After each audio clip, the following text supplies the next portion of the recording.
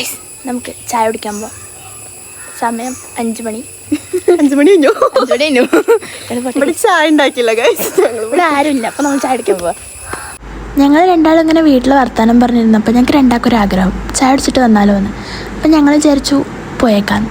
അപ്പം ഞാൻ വണ്ടി എടുത്തു, അവൾ റെഡിയായി, നമ്മൾ പോയിക്കൊണ്ടിരിക്കുകയാണ്. പക്ഷെ നമ്മളടുത്ത് ആകെ 100 രൂപ ഉണ്ടായിരുന്നുള്ളൂ. കഷ്ടകാലത്തിനാണെന്നുണ്ടെങ്കിൽ ജി പേ വർക്ക് ചെയ്യണുണ്ടായിരുന്നില്ല, സെർവർ ഡൗൺ ആയി. അല്ലെങ്കിലും ജി പേക്ക് അങ്ങനത്തെ ഒരു സ്വഭാവം ഉണ്ടായിരുന്നു, ഇടയ്ക്ക് നമ്മളിട്ടങ്ങോട്ട് വട്ടം കറക്കും. അങ്ങനെ നമ്മൾ ആ 100 രൂപയിൽ 70 രൂപയ്ക്ക് എണ്ണടിച്ച് ബാക്കി 30 രൂപയ്ക്ക് ചായ കുടിക്കാമെന്ന് വെച്ചിരുന്നപ്പോൾ ചായക്കട കണ്ടപ്പോൾ ഒപ്പമുള്ള ചിന്നുവിന് പേടിയായി. കുട്ടിക്ക് കുറച്ച് സോഷ്യൽ ആൻസൈറ്റി ഉള്ള കൂട്ടത്തിലാണേ. അപ്പോൾ അവൾ പറഞ്ഞു ചായ കുടിക്കണ്ട, നമുക്ക് പാലത്തിലെവിടെയെങ്കിലും പോയിരിക്കാമെന്ന്. അപ്പം ഞങ്ങൾ നേരെ വിട്ടു തൃക്കൈകുത്ത് പാലം.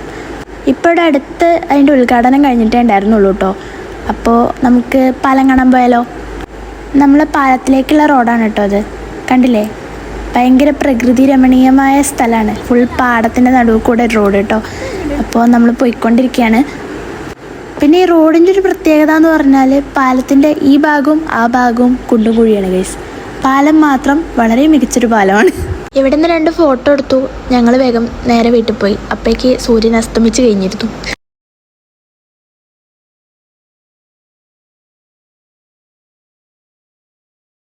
നിർവൃതി അടഞ്ഞു.